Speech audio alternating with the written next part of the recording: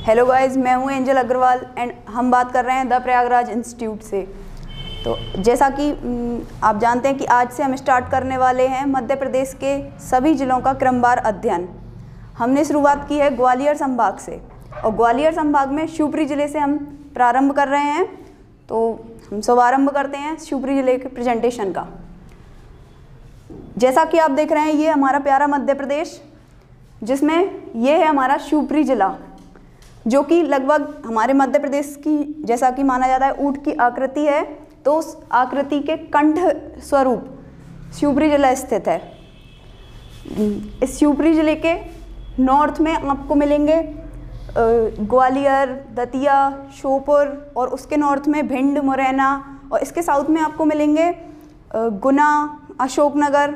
ठीक है, तो हम स्टार्ट करते हैं शिवपुरी की हिस्ट्री से।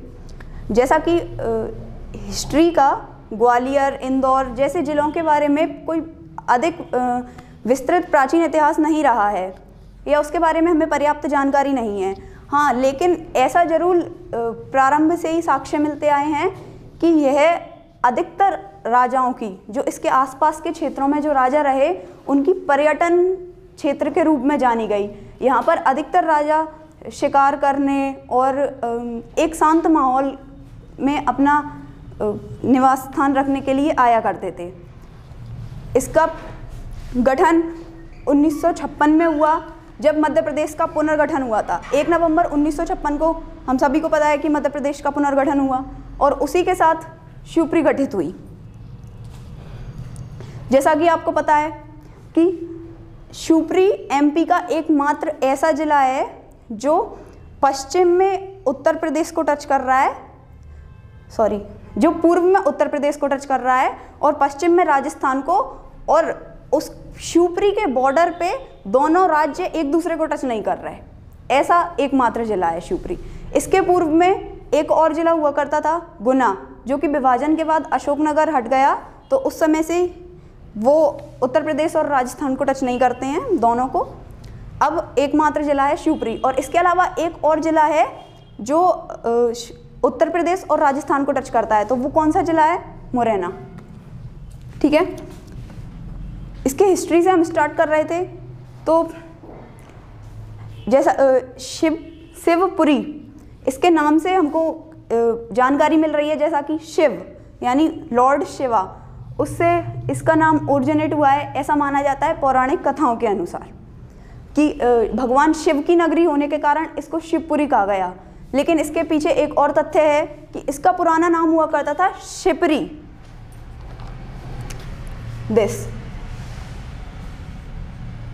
सिपरी।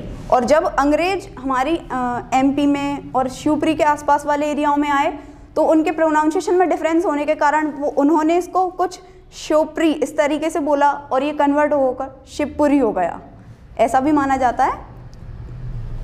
वो शिवपुरी और भगवान शिव की नगरी पौराणिक कथाओं के अनुसार है। ठीक है, इसके बाद यहाँ पर 1804 में कच्छप राजाओं के साक्ष्य मिले हैं शिवपुरी में शासन करने के। जो नरवर का किला है, इनके साक्ष्य नरवर तहसील में हमको मिलते हैं। ठीक है, तो कच्छप राजपूत वंश हो गया। और इसके बाद जो मेन हिस्ट्री हमारी शिवपुरी के बारे में जानकारी मिलना स्टार्ट होती है, वो है सिंधिया राजवंश से। तो सिंधियाओं ने शिवपुरी को अपनी ग्रीष्मकालीन राजधानी बनाया, और इसी यहाँ का जो टेम्परेचर और क्लाइमेट है, उस वजह से इसको मिनी शिमला भी कहा जाता है। नोट कर सकते हैं, मिनी शिमला। ठीक है, ये किसकी ग्रीष्मकालीन राजधानी रही? सिंधियाओं की। ओके, और यहाँ पर एक शासक था नहपान, जिसके सिक्के भी प्राप्त हुए हैं।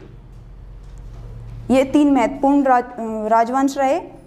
अब हम बात करते हैं इसकी ज्योग्राफी के बारे में। तो कुछ बात तो हम कर ही चुके हैं, जैसे इसके नॉर्थ के एंड चारों दिशाओं के ज़िले। इसमें 8 तहसीलें हैं शिवपुरी ज़िले में, लिख सकते हैं। कोलारस, बदरवास, नरवर, करेरा, खनिया धाना, पोहरी और एक खुद शिवपुरी और एक पिछोर। ठीक है, ये 8 तहसीलें हैं शिवपुरी ज़िले में। इसके बाद ये जो शिवपुरी है, इसमें से लगभग 2 प्रमुख नदियाँ गुजरती हैं। एक है हमारी सिंध, जो इसके लगभग मध्य से गुजरते हुए इसको यहाँ से काट जाती है, और नेक्स्ट एक महत्वपूर्ण रिवर है वेतवा, जो कि यमुना की सहायक है, जो इसके बॉर्डर से होकर गुजरती है।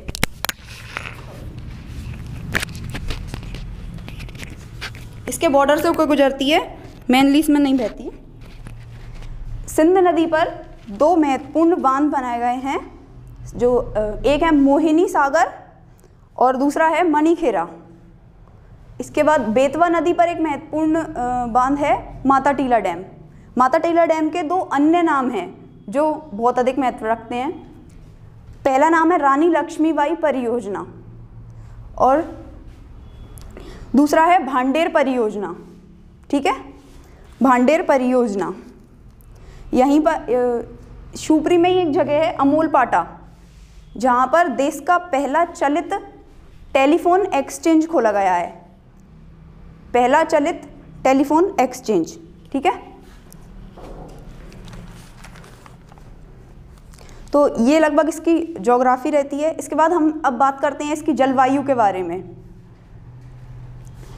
ये जैसा कि ऑल ओवर हमारे मध्य प्रदेश की जलवायु है उष्णकटिबंधीय पर्णपाती वन यहाँ पे पाए जाते हैं, और उस आधार पे यहाँ की जलवायु है ठंडी और शुष्क जलवायु है यहाँ की। ठीक है, गर्मियों में यहाँ का टेम्परेचर 45 डिग्री तक बढ़ जाता है और सर्दियों में 3 डिग्री तक 3-4 डिग्री तक आ जाता है। तो ये एक ऐसा जिला है जहाँ पे ठंडों में बहुत ज़्यादा सर्दियाँ पड़ती हैं और गर्मियों में गर्मियाँ भी अच्छी पड़ती हैं। यहाँ पर जो शिवपुरी में वर्षा होती है वो अरब सागर से आती है। शिवपुरी में पानी वर्षा का अरब सागर से आता है, बंगाल की खाड़ी का यहाँ तक इतना पहुँच नहीं पाता, पहले ही ख़त्म हो जाता है या साइड से निकल जाता है। यहाँ पर जो मिट्टियाँ हैं वो चूँकि ये बेतवा पास से ही निकल रही है, सिंध निकल रही है, तो इनके कारण यहाँ की मिट्टी जो है जलोढ़ और कछारी मिट्टी यहाँ पे पाई जाती है। जलोढ़ और कछारी मिट्टी। इसका एक लोकेशन नहीं बताई मैंने, इसकी लोकेशन देख लेते हैं। ये 77 डिग्री पूर्व में, पूर्व ये वाला एरिया जो है यहाँ से स्टार्ट होती है, और 78 डिग्री एंड 30 मिनट्स ये इसकी पूर्व में इसकी स्थिति है, और नॉर्थ में इसकी लोकेशन नॉर्थ हेमिस्फीयर में पड़ेगी। तो ऊपर नॉर्थ में इसकी स्थित लोकेशन है 40 डिग्री 50 मिनट से 24 डिग्री 50 मिनट से 25 डिग्री 55 मिनट तक।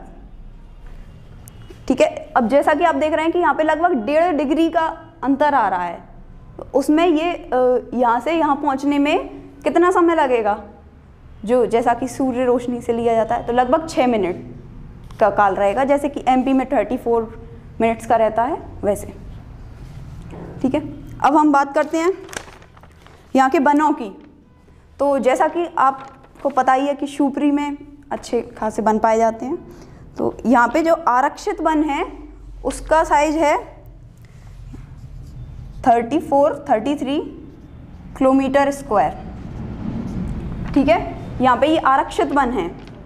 ये क्वेश्चन पूछा जा सकता है कि नॉर्दर्न एरिया में आरक्षित वन कहाँ पाए जाते हैं, तो हम बताएंगे शिवपुरी में। यहाँ के जो प्रमुख पेड़ पाए जाते हैं वनों में वो हैं खैर, करधाई, धौ, तेंदुपत्ता, पाल, महुआ, अमलतास। इनमें से कुछ 2-3 वृक्ष ऐसे हैं जिनसे हम चित परिचित हैं और बहुत भी महत्व रखते हैं हमारे जीवन में।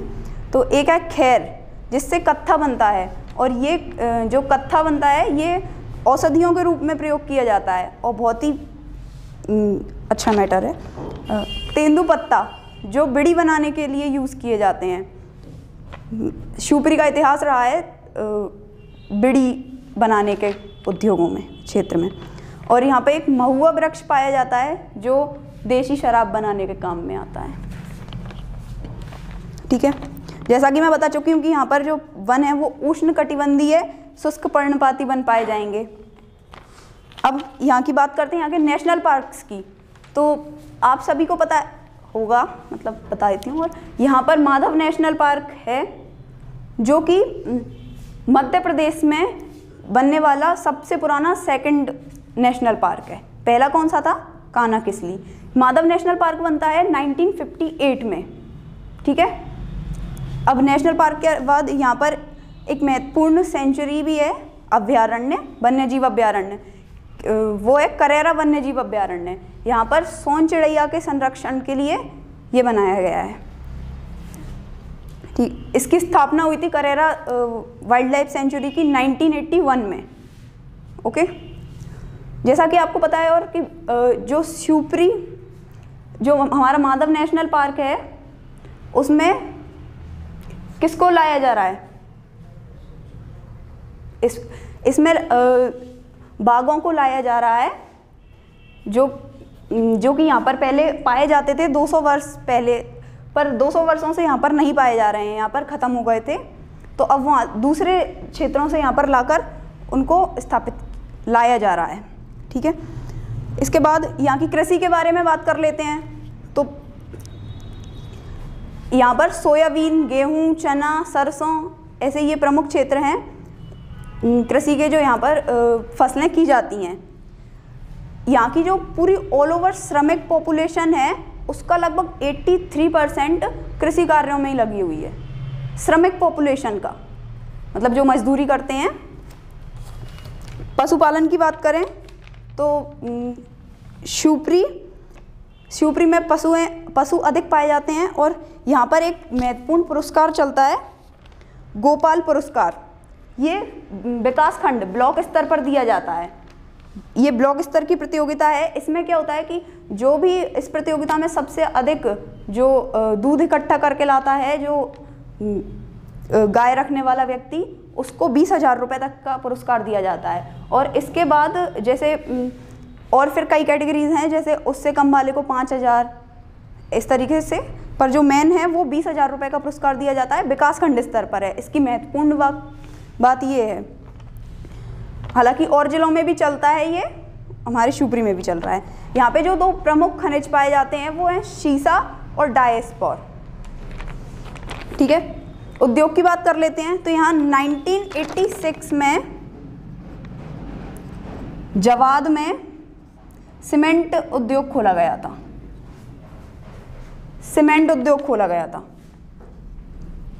ठीक है। यहाँ पर कत्था उद्योग, जैसा कि आपको बताया कि अभी खेर के वृक्ष पाए जाते हैं, तो यहाँ पर एक कत्था उद्योग यहाँ का बहुत ही प्रसिद्ध उद्योग है। इसके अलावा यहाँ सेरीकल्चर उद्योग केंद्र है। शिवपुरी में 2 सेरीकल्चर उद्योग केंद्र हैं, एक है पौरी में और दूसरा है कोलारस में। सेरीकल्चर क्या होता है?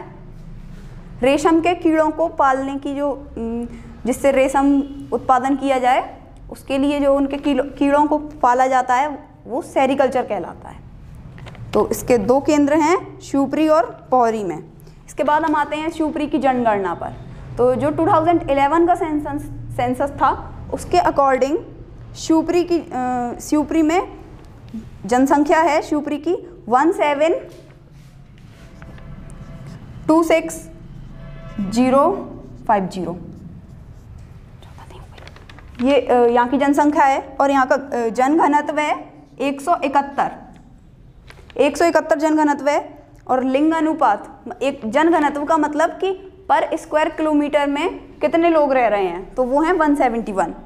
लिंग अनुपात की बात करें तो यहाँ का शिवपुरी का लिंग अनुपात है 877, यानी 877, यानी 1000 पुरुषों पर 877 महिलाएं हैं। साक्षरता दर, तो यहाँ की साक्षरता दर है 62.5%, ठीक है। अब बात करते हैं यहाँ की जनजातियों के बारे में। तो जैसा कि आप जानते हैं कि मध्य प्रदेश में भारत की ऐसा राज्य है जहाँ पर सबसे ज़्यादा जनजाति पाई जाती हैं। तो उनमें शिवपुरी में सबसे ज़्यादा पाई जाने वाली जनजाति का नाम है सहरिया जनजाति, जो कि मध्य प्रदेश की 5वीं सबसे बड़ी जनजाति है। सहरिया का अर्थ होता है शेरों के साथ, मतलब जो लोग शेरों के साथ रहे उनको सहरिया कहा गया। एक बहुत ही इंपॉर्टेंट फैक्ट है ये, सहरिया का अर्थ। ठीक है, अब यहाँ के पर्यटन की बात करते हैं। जैसे कि आप लोग जब शिवपुरी आएँ तो क्या घूमें, यहाँ पर एक बहुत ही प्रसिद्ध मेला है सिद्धेश्वर बाणगंगा मेला, जो कि जाधव सागर झील के पास लगता है। जाधव सागर झील, यहाँ पर एक बाणगंगा मंदिर है जिसे, जहाँ पर 52 पवित्र कुंड पाए जाते हैं। 52 कुंडों का क्षेत्र है ये। इसके बाद यहाँ पर एक महत्वपूर्ण मेला है पीर बुधान का मेला, जो पहले कई बार पेपरों में पूछा गया है।